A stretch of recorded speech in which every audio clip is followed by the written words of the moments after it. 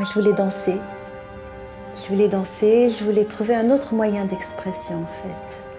Parler autrement, échanger, communiquer autrement. Bon, la vie a fait que je n'ai pas vraiment continué avec la danse, mais il y a eu une rencontre avec le volume, l'espace.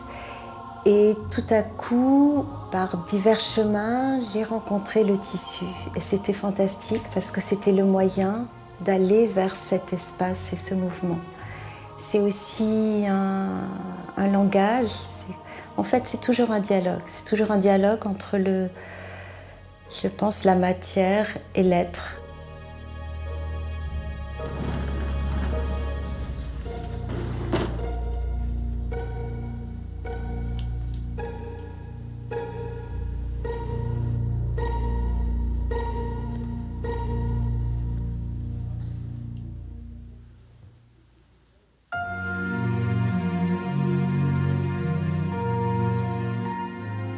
Si c'est une soie ou un coton ou une laine ou une fibre d'ananas ou une fibre d'ortie, il ne se passe pas les mêmes choses parce qu'il y a des tissus qui sont plus mous, plus lourds, plus cassants.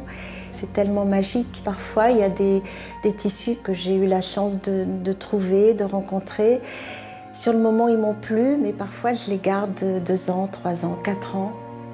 Dans mon placard, parce que je ne sais pas et que c'est à force de les manipuler un jour, il y a comme une grande respiration et là c'est une évidence. Et là je me dis, voilà, ça peut être ça.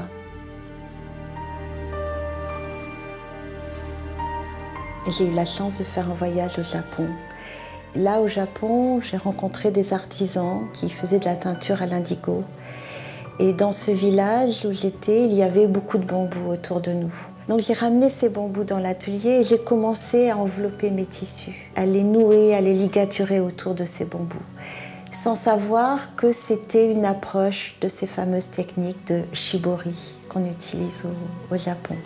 Parce qu'en fait, le shibori, c'est une technique pour créer des motifs par des réserves. C'est-à-dire qu'on prend une matière, on réserve certaines parties et lorsque on le teint, la couleur circule autour de la réserve. Et du coup, cela dessine quelque chose. Et ensuite, quand il est sec, on enlève les fils. Et là, ça devient un dialogue. Et ce que l'on voit, finalement, c'est la trace de ce geste qui s'est fait autour du tissu. Mais c'est évident qu'il y a une part de mystère et de hasard parce que la teinture, c'est l'eau, le feu et l'air. Il y a parfois des surprises. Il y a des surprises, il y a des accidents. Donc ça, c'est effectivement un hasard qui m'emmène souvent peut-être même dans une autre direction. Et là aussi, c'est un cadeau. En fait, oui, le théâtre, c'est un travail d'équipe. Parfois aussi, j'ai eu la chance de travailler aussi pour des couturiers.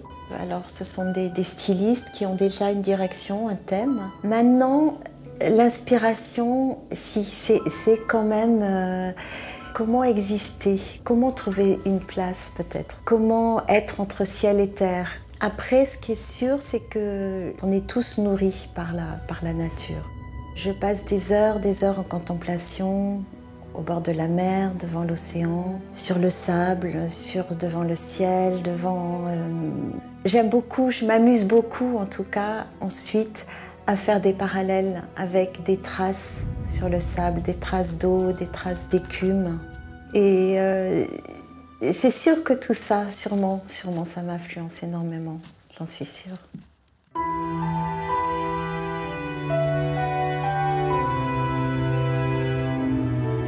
Une pièce est finie, c'est difficile parce que c'est jamais fini, mais tout à coup il y a une évidence. Parfois il y a presque rien, parfois il y a juste une ligne de couleur ou juste un pli.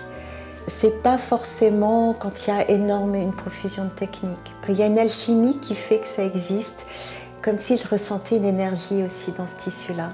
Je parlerais plus d'une recherche de quelque chose d'impermanent et d'éphémère. C'est très éphémère et c'est une respiration, c'est juste maintenant. Et pour moi, les tissus, c'est aussi ça. C'est un peu comme un instant. C'est un peu... Et j'ai des tissus que j'appelle comme ça, les habits d'un instant.